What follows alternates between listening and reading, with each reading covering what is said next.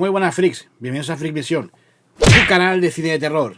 Y hoy volvemos con la sección de making of, que hace tiempo que no se nada por aquí. Pues os quiero traer un making of muy guapo, que es el de esta película. Cuidado con los extraños. Una película que os recomendé en el vídeo que hicimos de terrores de Navidad, que os dejo ese enlace. Y nada, que disfrutéis de este making of. Vamos a ello.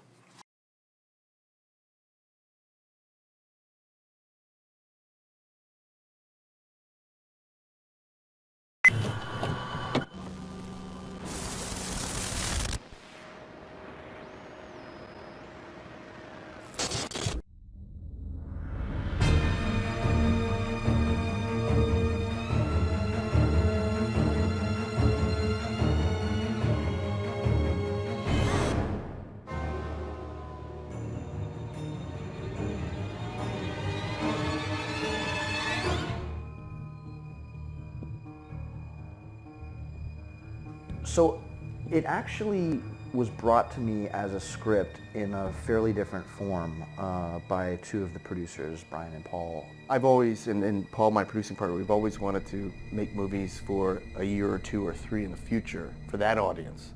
When we read Safe Neighborhood, there was the kernel of an idea there that I knew it was completely different.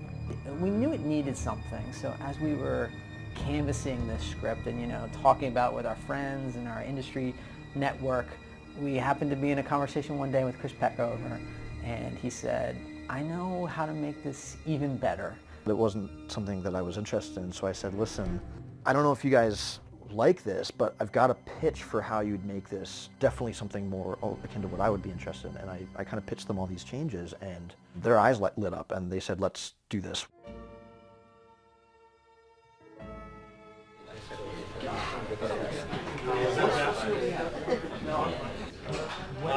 Yeah, I've got one here.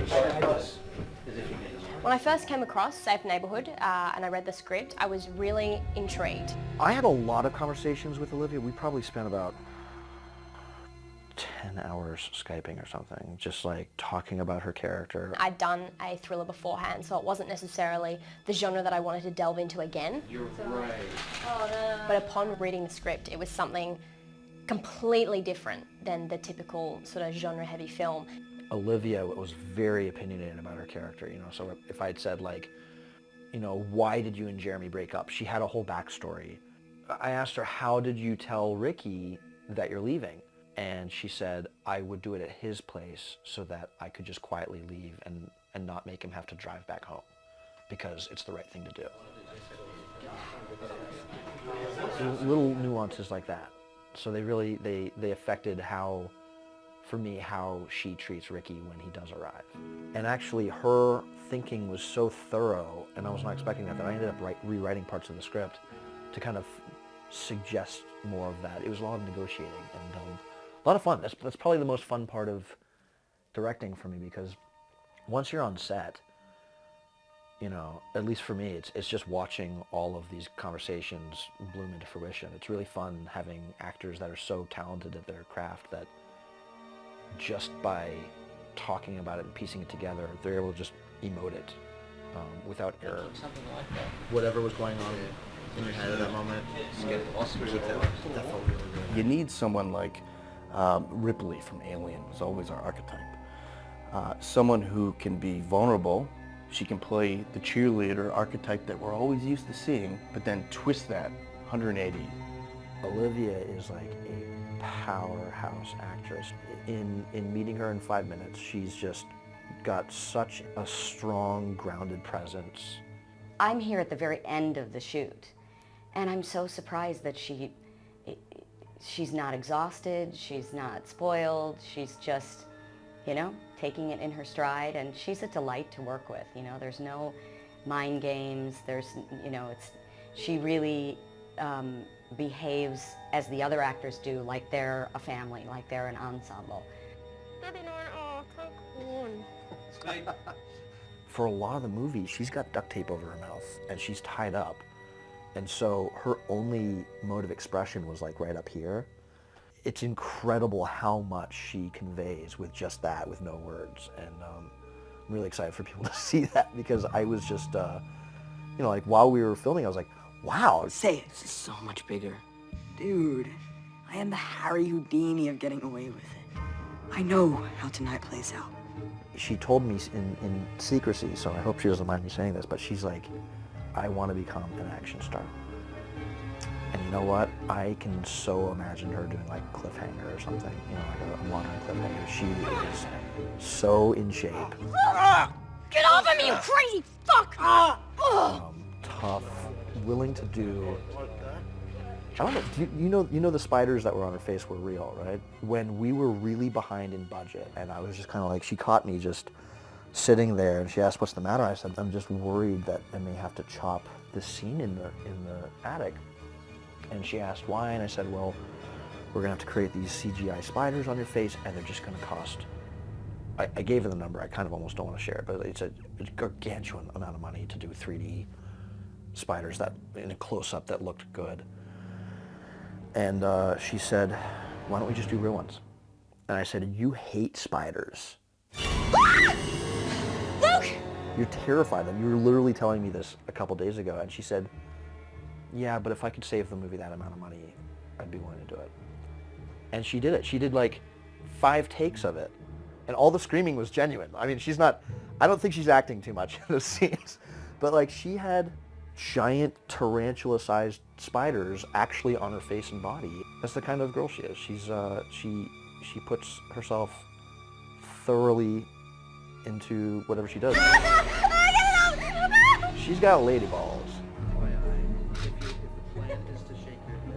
Ashley is 18 years old, and she's coming to a point in her life where she has to make a lot of decisions for herself and a lot of decisions for other people. We introduce this character who does not want to grow up and wants to hold on to where she is a little bit longer. Once we pass 31 minutes in the movie and the twist happens, it's about a girl having to grow up very quickly in one night. You know, I think it's 2016, and we've done, you know, plenty of movies where it's like the begging, crying, helpless female victim. And actually one of my biggest challenges that I got excited about was, how strong can I make her? Ashley never begs. She's always either on par with Luke or one step ahead of him.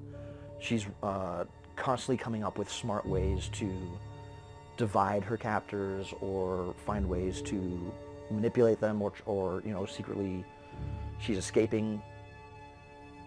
I wanted a girl who was more resourceful than anyone was expecting, and I think it's entirely because of how strong Ashley is. Because you gotta be busy packing. Yeah, but I mean, I couldn't leave without saying goodbye. It's Christmas, and her parents are moving them. They're moving to Pittsburgh. This is just happening so fast, you know?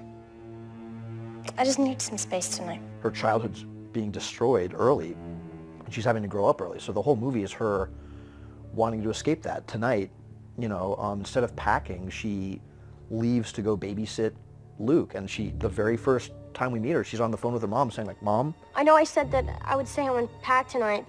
I just need to get out of the house. I'll see you later. I'll make up for it, whatever, sorry." You know, if the movie thematically is about growing pains, it's about the pains of growing up in 2016, I needed her to be the opposite of Luke. So Luke is a 13-year-old boy who wants to be treated like he's 18. He tries to have sex with her. He acts big and tough in a lot of ways. He's certainly smarter than his age, but he's not emotionally as intelligent as he thinks he is.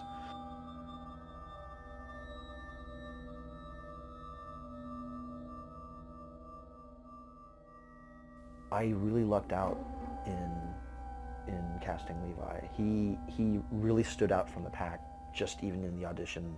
In hindsight, it was probably pretty stupid of me to write such a difficult character at such a young age, expecting a 13-year-old to be able to hit this really, really, really wide spectrum of different emotions and different personalities, because Luke does have several.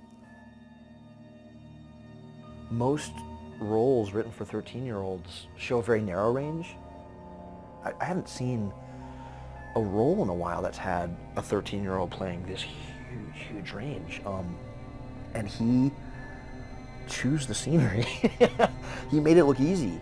He's a natural talent, but You know, there's a lot of people that are talented. It doesn't mean you're necessarily going to go places or even be a good actor. What makes him special is this thoughtful, insightful, quiet nature of his. Do I look good? Oh, and then I Because you're gonna be, we're gonna cut out of this shot. I just wanted to. You know, it's not an easy thing when they're, you know, most of their life is spent on movie sets and in front of a camera. But he doesn't seem affected by it in any kind of negative way. His presence, it's unlike anything I've seen on a set before, in my experience. Come on, do something. Tell me I'm fucked up. Tell me you're disappointed. He almost kind of reminds me of like a young Leonardo DiCaprio, where he can kind of, you give him time to figure it out and he can do almost anything. He just has this presence. And given our movie, he's just scary as hell. Oh, thank you, Luke. I've literally never looked better. But in a flippant, humorous way that makes it even scarier. Kind of like the Hannibal Lecter, you know, you love to hate him, and you're scared shitless of him. But there's something charismatic about the man. And Levi fits that role too well, perhaps. Dude, what happened?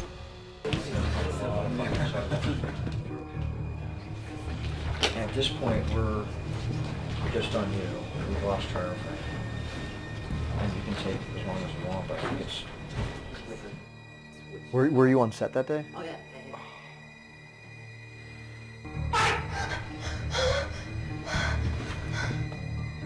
I told you not to touch her, you asshole! I remember after that scene, I had so many people come up to me and just be like, I had no idea. Why did you make me do it? Why did you make me do it? Why did you make me do it? Help. Help! Help! Help! Shut up! It's funny, I would have always thought that actors would have an easy time with the charming normal stuff and then like kind of have a harder time with the really devious side of Luke. And Levi made the devious side seem easier than anything else. He had no trouble switching it up and trying different versions of that. Oh, my mom. Fuck! Fuck you! Fuck you! Fuck you! Fuck! Shit! Fucking hell!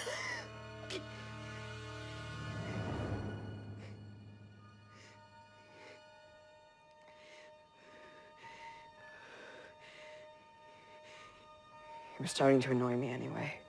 Kids got some deep wells of you know, feeling to draw from. And I guess that makes sense, you know, when you're a teenager, you go through a lot of BS feelings and a lot of weird, where do I fit? Because I'm not quite a kid anymore and I'm not an adult yet, I'm kind of in this nether world. And it might be fun if you push her back and at the end of it, then you say it, right? Kind of like stare at her.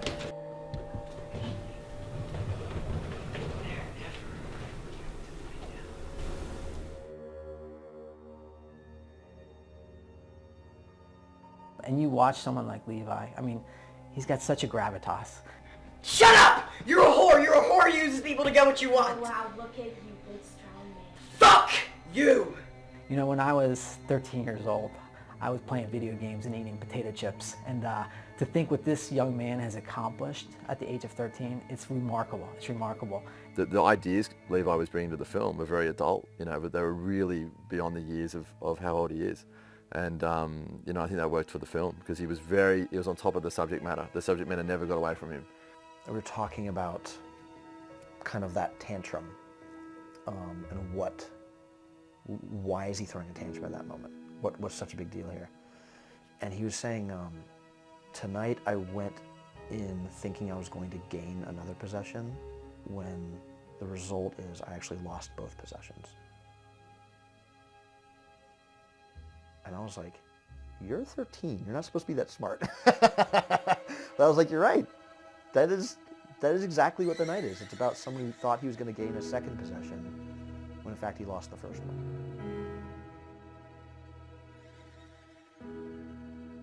one.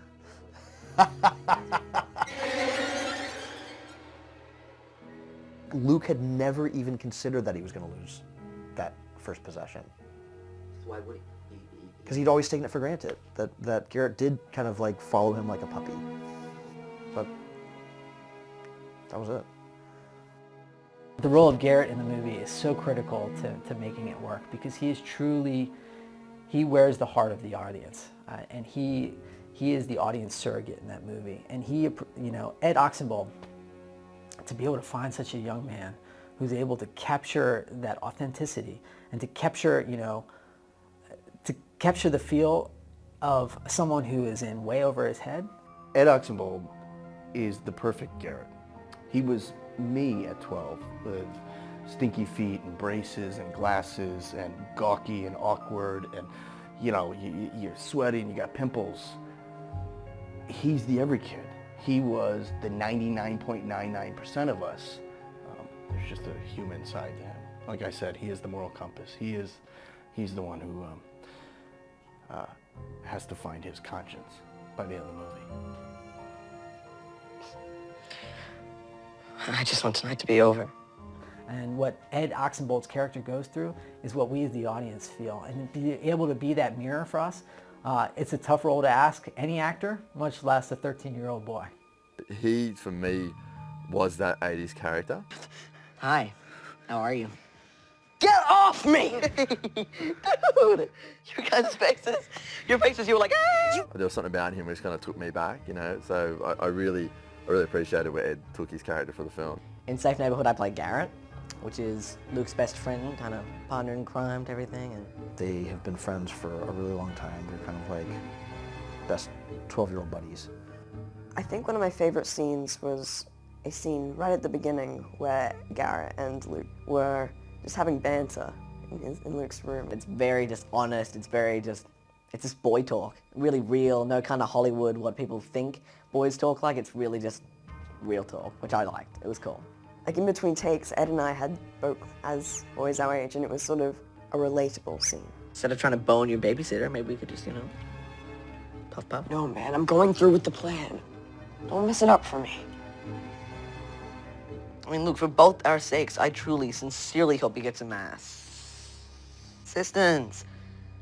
With that computer problem, you got, like, technical assistance. Call Geek Squad. They're good. You know, at the beginning of the movie, he's kind of like probably the less adventurous of the two of them.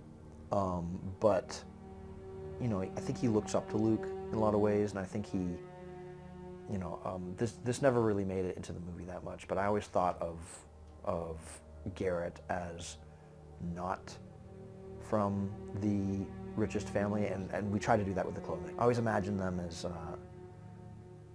Garrett always hangs out at Luke's house. Luke never comes to Garrett's house. I had that growing up where I would always go to people's houses embarrassed for them to come to mine.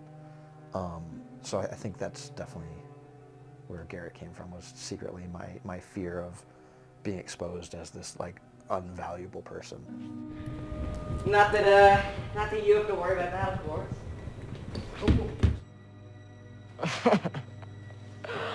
As far as kind of where he goes in the movie, I think Garrett's my favorite arc because he has this really, really giant experience where he starts out wanting to follow his best friend and wanting to, you know, like go through an adventure with him. Dude, why do you hang out with this guy? Because he's my best friend.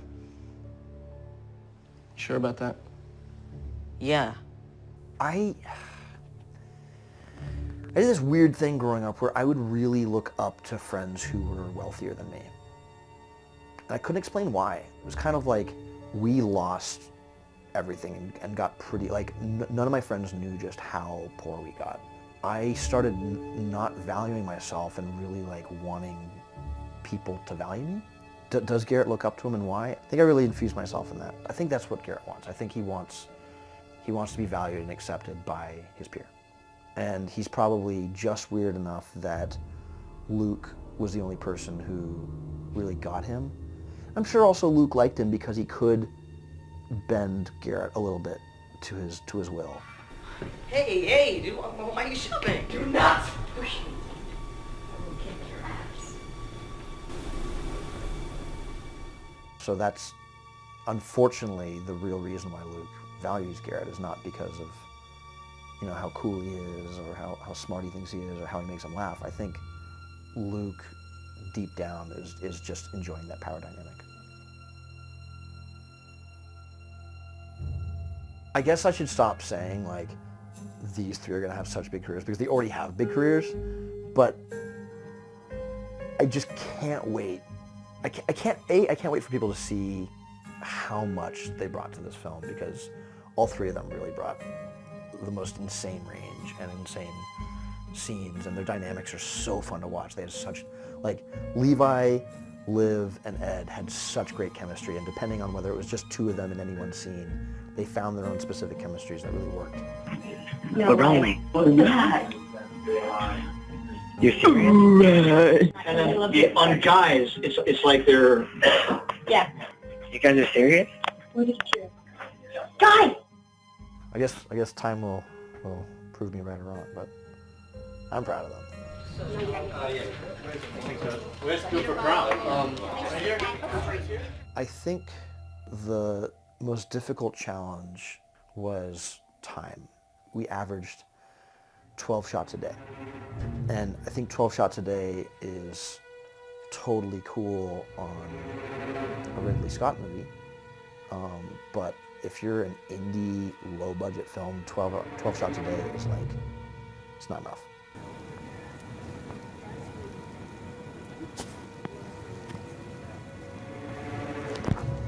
One of my fears was the whole film takes place inside of a house in one night, at night.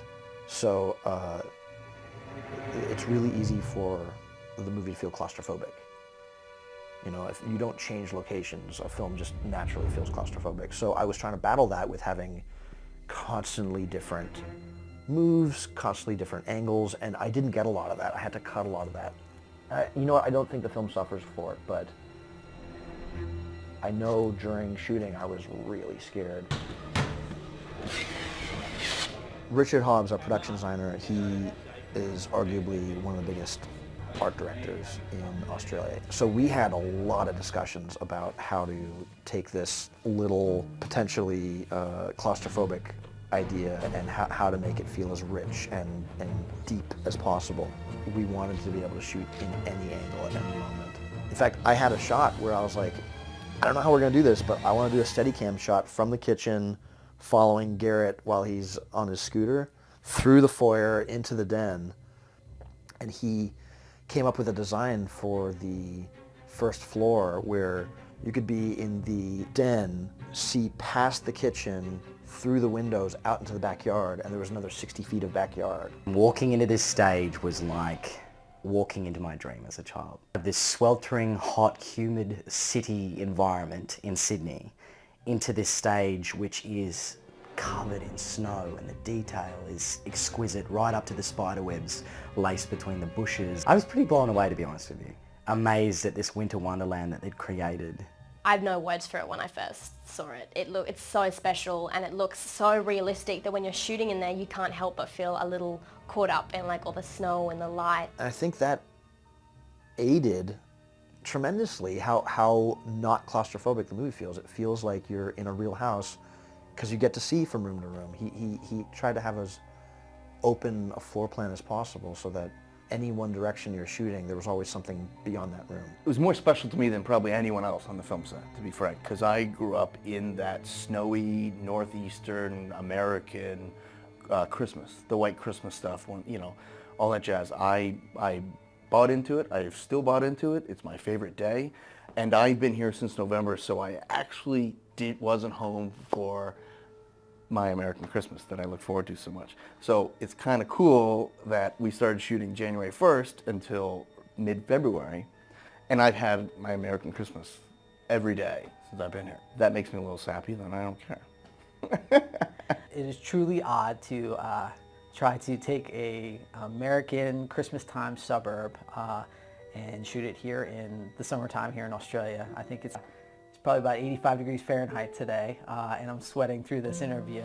But the set is amazing. I mean, we really encapsulated an upper middle class home in the American suburbs, and we really being able to capture that warm, sentimental feel of a Christmas time holiday.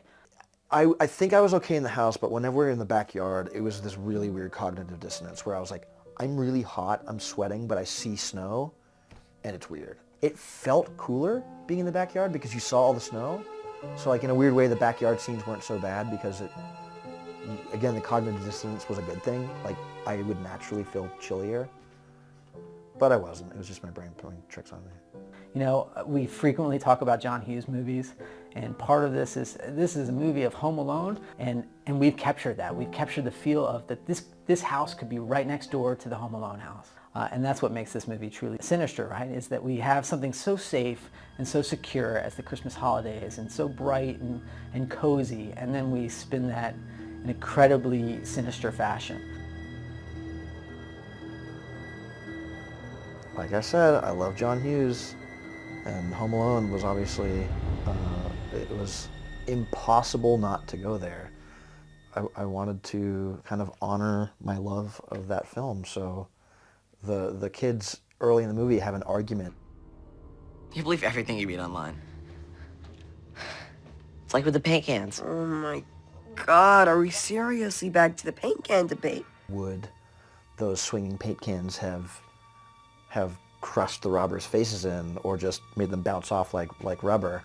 Deep into the movie, around the end of the second act, Luke's like, you know what, let's find out. Whoa! What the fuck, man? Whoa, you're fucking Home Alone again? Dude, what are you doing, man? Please let me out of this. Was it level with his head? What the fuck are you doing? You're gonna kill him. It's definitely one of the more creative deaths I've ever done in a movie. It's really awful. Chris and I had a Skype conversation, and he told me about his vision for the style and how he wanted to approach the theme. And the lack of being on the nose about it was what was most interesting, really, because there's a lot of films that are done like this, but they're really hammy and they're overdone, or, you know, any of the violence happens directly on screen and the audience isn't given any chance to use their imagination. And this one is very different. I just finished watching Jungle Book. I was like, how is that movie PG? It is absolutely violent. There's deaths, there's like a part where the tiger like grabs someone's neck and like twists, and you hear like the neck snap, but it happens just below frame. You see him like that. And a lot of stuff that happens is just off frame, and that's my favorite way of doing things. Because in the end, it's so much more awful when you imagine it. Oh God, Alex was such a trooper because he had to be covered in paint for several days worth of shooting, because he also had to be in the background on all future scenes. So Alex, I'm sorry for making you sit through all that. Ricky? Yeah, man, open the door. Ricky's this guy, he's got a wonderful little arc in the film, and he's just, though small, there's some beautiful nuances there, and he's kind of this guy who just appears out of nowhere like a bit of a storm, and he dives into the wrong water. He's really sort of very like intense in his approach, which I've really sort of adopted. I'm usually quite like relaxed with how I approach certain scenes and learning lines, but he's kind of taught me a lot about sort of really delving into and really feeling the character. I think he knew he had the coolest death scene, so I think he sat through all that because he knew it was worth it. Hey there. You must be admiring the pool of my artwork. We do some painting on set here, and this is a little piece we've done together. Hope you like it. I had not done too many like VFX shots before, but I think it was the very first shot I'd ever done where you shot several plates from the same angle. So we shot Luke throwing the paint can from the second story and seeing it arc down. And then we replaced him and then got the three actors on the first floor and had them reacting. We don't show the impact, but we do see Ricky's legs and they just twitch. And then behind them you see this paint just splat.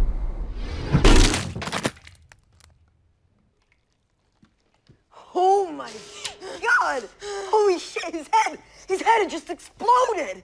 I told you, Garrett, I told you!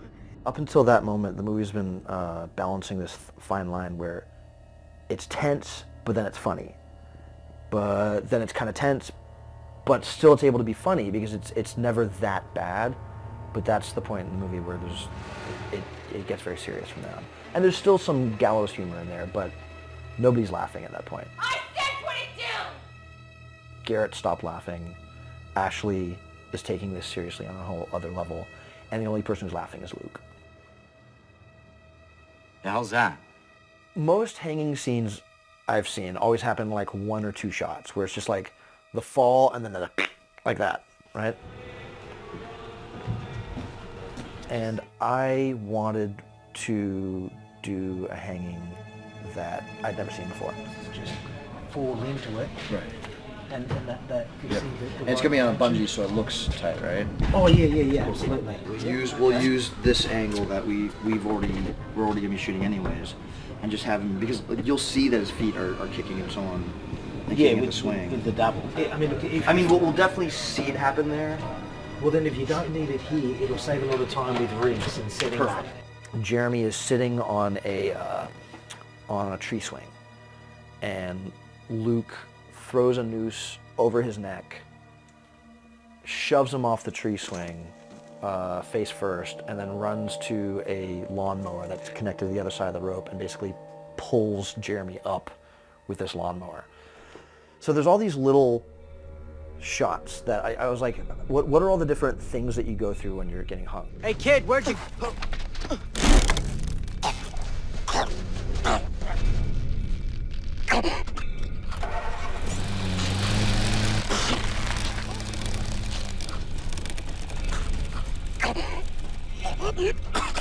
It's like watching the mechanics and the textures of getting hung. What would your feet try to do? What would your hands try to do? What would your eyes look like? And Dacre did such a good job. I made him do so many different angles. Go.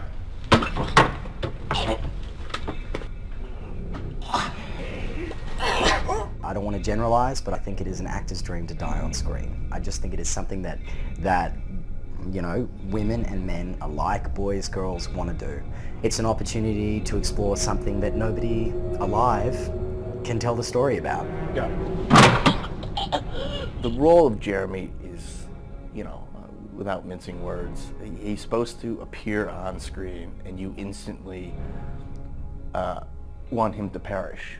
So similar to me on the inside, but so different to me on the external, through his anger and his aggression that he portrays, through how he behaves with the kid played by Levi Miller. Trying to express the sensitivity, but with the layer of a jerk, I think is probably the best way to describe it. We all good, yeah. Yeah, we cool.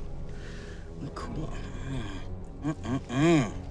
Yeah, we cool. Fuck yeah! I mean, he knew that was the role, and he came in and just like chewed up the scenes perfectly. But as soon as you see him, you're like, okay, that guy is expendable. I think most actors would have treated it that way. But he makes the most of every moment, and you know, it's amazing how he can bring such a great performance to that type of role, to make us as the audience feel very conflicted about how we should feel about what happens to him. Dacre was a week away from flying to, I think, Toronto to go shoot the Power Rangers movie. So his representatives, among other things, had said he's not allowed to do any stunts. You were asking about challenges earlier. That was one of the biggest challenges. How do you hang someone without their feet ever leaving the ground? We had to show him rising. We had to show him, you know, seemingly, you know, 5 or 6 feet off the ground while he was getting hung, and it's all him. It's just a lot of really trick photography to make that work.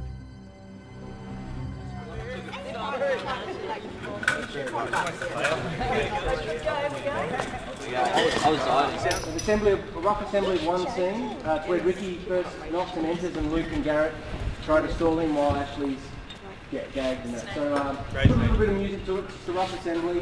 We hope to show, say, mid-10 next week, maybe a more full-blown teaser, maybe a minute and a half of a lot of different shots. But for the moment, this one. Yeah. We should just give it a test. Who is it? We haven't tried. You see Ashley? Okay. Ricky? Yeah, man. Open the door.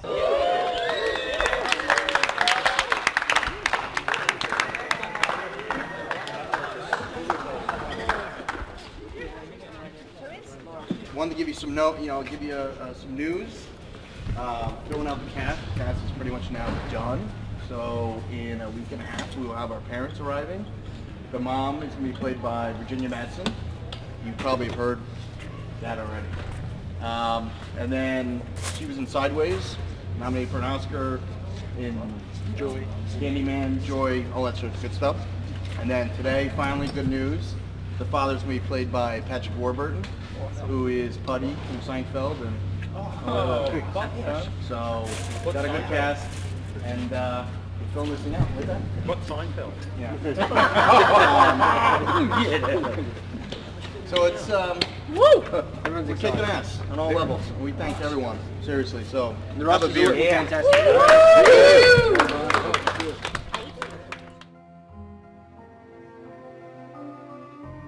Robert, that tie. I know, right?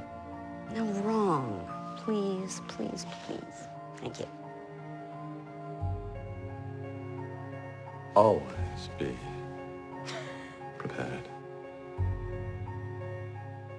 That was my first scene with Patrick, actually, and he was very funny, very like sort of loose and natural and willing to sort of try anything and give anything a go. You're leaving us. DeAndre says that you're moving. Yeah, in a couple of days to Pittsburgh. Then I give you permission. There was really nothing there for Mr. Lerner to begin with, and so we had a discussion, and I said, you know, are you open to fleshing this guy out a little bit and make him perhaps a little bit more intriguing and integral and a character in the story, which he was all good for. So He's played the father role in many, many different scenarios, but we wanted to subvert a little of what he's brought in previous roles. That is funny, but at the same time, slightly heartbreaking.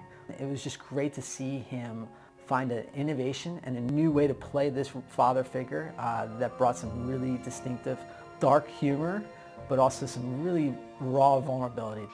Now don't stay up and watch scary movies, okay? It'll give you nightmares again. please don't do that. You're embarrassing the lad. The role of Mrs. Lerner is, again, could have been played very straight across the board. She is an acerbic character. She does rule the household. She wears the pants, so to speak. It could have been a very one-note, bitchy character. I need a drink. Virginia was the perfect actress to play the mom. We really needed an actress with the pedigree and the experience of someone like Virginia to be able to bring some subtlety and some real humanism into that role. Deandra really believes that she's the greatest mom and wife on earth, and that others just don't get it. Don't forget to give him his sleeping pill, okay? You take this pencil and you put it on his door handle. See? Like that. And she's very organized, very disciplined. But this tragedy, ultimately, about her is that she really doesn't see her son. She still sees him as a little boy. Shh. I got you. I got you. So what do you want to do? Movie? Actually, I gotta make a call. So how about you hang out and play video games or something? I think right now in 2016, we have these teenagers, and we keep talking about millennials and post-millennials and so on, and no one's really captured that well. There's something really interesting going on right now where if you're 13, you've never known, or if you're 12, you've never known a world without internet, with instant access. I think kids right now, early teenagers and preteens, they're probably smarter than they ever have been in history because they have instant access to anything. You know, if you're curious, you can find out about it. Want to put her in the mood? Watch a horror movie. When we're scared, our brains pump out dopamine, the same chemical we release when we're aroused. So fear really makes girls wet. Told ya. I think the film makes quite a statement on innocence and childhood in today's culture. It shows us how quickly those things are lost.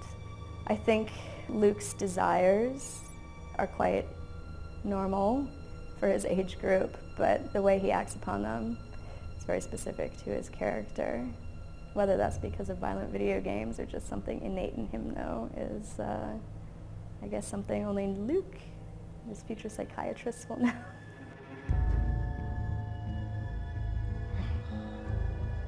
Oh, that is nice. I can see what all the fuss is about. teen films or films that sort of tackle this subject matter seem to sanitize it quite a lot. Save Neighbourhood differs to the sort of standard teen film. It tackles this concept of growing up and puberty and, you know, sexuality, like head on. Look, I know you've been drinking. So have you, so why won't you kiss Because, me? Luke, it is the most inappropriate thing ever! It's very confronting for the audience to see and to experience, but at the same time, it's strangely relatable. And we've talked a lot about this. Adolescence is changing, and I don't want to be the old curmudgeon, but it's not the same as it was before. We didn't, you know, when I grew up, it wasn't technology. We didn't have phones. We didn't sit there on our phones and all that sort of jazz. And there's just so many more influences in the world. If you've got kind of like school intelligence and then emotional intelligence, they've got the kind of like school intelligence of kids way older, you know, from 10 or 20 years ago. But their emotional intelligence is at the same place, if not a little retarded, because they're socializing less. They spend more time on their phone, and you know, like you can talk about all that you want, but like it takes person-to-person communication to get better at that emotional intelligence. So you've got all these teenagers who have this really big rift in their intelligences where they want to be treated like an adult because they feel like they're as smart as them, but they're not really emotionally ready yet. Even when I was talking to Ed and Levi when we were in rehearsals, and I said, you know, this movie to me is about how a lot of 12 and 13-year-olds feel like they're being patronized, where adults aren't aware of just how smart they are. And they both went, oh my God, yes. We're always patronized. Everyone always treats us like a kid, but they don't realize how much smarter we are than they know.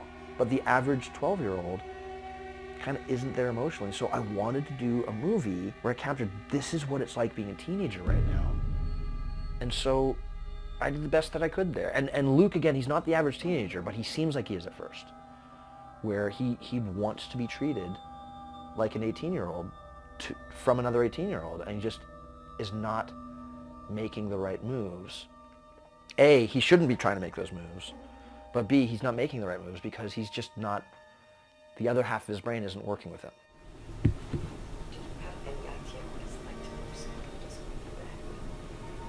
Really get what you want. It's tough. You get to this point now where they have actual immaturity at that age, but there's a perceived maturity that comes with those characters. And I'm seeing that more and more, and that's what you see in our film is, you know, they're not hidden from anything anymore.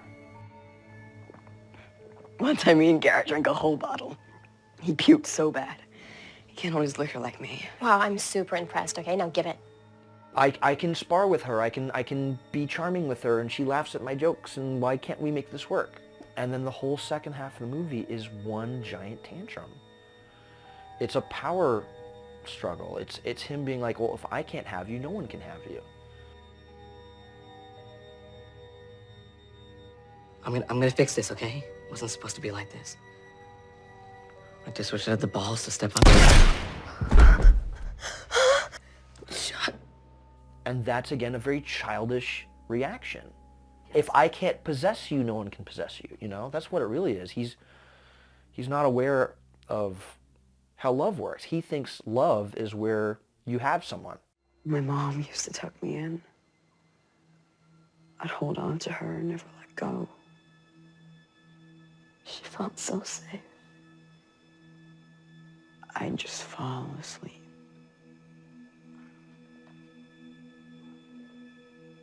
Then she stopped.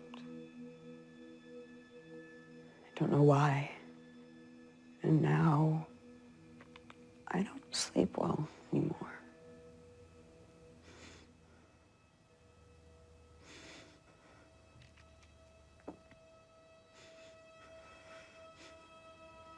I know exactly why she stopped. Is this a typical teenage movie? No. But does it capture kind of what it's like? I think so. I hope so. And I hope that's why a lot of teenagers who've watched the movie have really, really connected with it. I think it's kind of speaking to them in a lot of ways.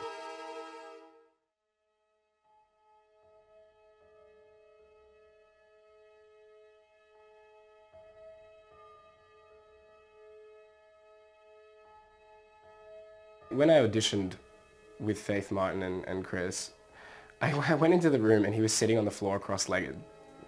And I went down and I crouched next to him and I was like, hey man. And he was like, hey. And we just started having this conversation about the film and we started talking about the scenes and we did it. And he was kind of looking up at me with this little like, cool, see you later. And I was like, cool, see you later, man. See you later as well. And he's just really relaxed. And he told me that he does that to let people feel like he has no dominion over them, like he has no interest in making them feel like he's in charge. And he does that on set. He's got boundless energy, and when I first arrived, I had terrible jet lag. I really didn't feel like myself, but I felt very protected by him. You know, he lifted me up by having this wonderful energy, and he has a sense of play. He lets the actors have a lot of fun with their character and mold and shift their character. He's always very on the ball with what he wants, is very open to ideas, which is great for, Ed, Levi and I, because we like to mix our ideas in with his, and it's really helped us develop these relatable, special characters that I feel like the audience will really connect with. As soon as I Skyped with him, he was so interested in me. He was so interested in what I could bring to the character, and he was so passionate about the project. And I think that was probably the thing that I first was like, I'm so happy that I have taken such a huge interest in this project and that they've taken interest in me, because working with him is like, it's so playful. He's such a hands-on director. There's so much communication that goes on between him and the actors. He opens up the environment on a level that I haven't worked with before. He's got a unique sensibility where he loves horror and thriller, but he's also very in touch with kind of the human side. I think Chris has been absolutely tenacious, for the whole film, because I think he had the same vision from the start all the way through. Admittedly, even I, at points of that film, didn't understand where he was taking it, and I think a lot of us really struggled at times with that. And I think a testament to him, he endured that and stuck to his vision the whole way sort of through. Because I think coming from Undocumented, I expected his version of a light John Hughes style film to be still quite dark and edgy, because it's such a tricky balance, a film like that, the retro aspect. I think some of my favorite horror movies, like Poltergeist and Alien, they have a lot of fun with their idea. I wanted to do a movie that, on the surface, it's scary and it's really tense and a lot of horrible stuff happens and it's thrilling, but it's also, it's a fun roller coaster. That's, I hope, what audiences take from it is it's a pretty taboo subject where you find yourself laughing and then like, oh, I can't believe I laughed there. We humans tend to have this attachment to just reading something and be like, oh, that's exactly what it is, and oh, I'm fine here, and then only when that reality smacks us in the face do we actually learn something from it. The film, it's a beautiful take on the irony of it, because it's not on the nose, as I say, it's really subtle, and that's how it is all the time as well. What you think you can read in someone is also goes much deeper than you can even begin to imagine. I hope the film bridges the gap for today's audience and people who are in their sort of 30s, 40s, 50s now, to kind of be a nostalgia trip for one and be kind of a rediscovery. There's a lot of texture, there's a lot of subtlety, there's a lot of humor, there's a lot of action, there's a lot of darkness, there's a lot of tension. I just want this to be something that the people that see this, they feel compelled to tell their friends and family about, that you have to watch it. When people come out of this film, I want them to have been entertained, but to also feel guilty for having been entertained.